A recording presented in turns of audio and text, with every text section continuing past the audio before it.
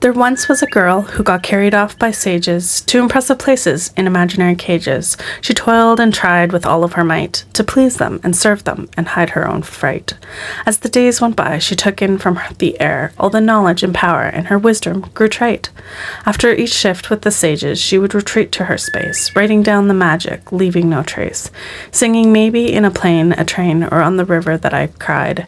One day I'll get carried away from this paper lullaby.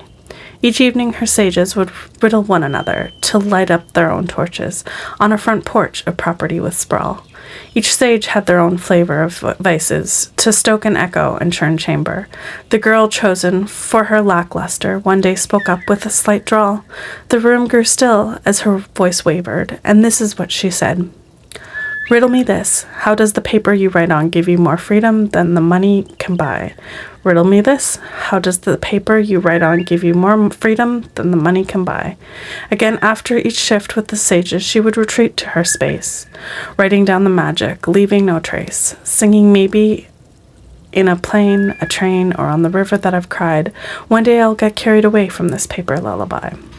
Well, the sages put their heads together and served her answer after answer. A growing panic filled the air as they ran fresh out of answers. They were not sure, which caused quite a stir, as they could not agree on what to say.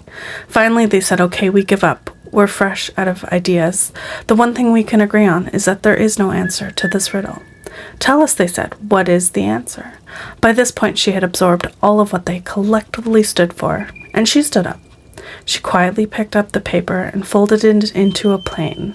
It sailed across the shadowy deck.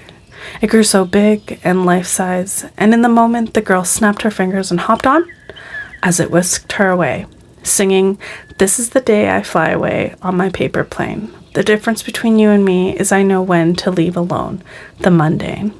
And off she glided with elegance and care, without a cuff, up and away into the air.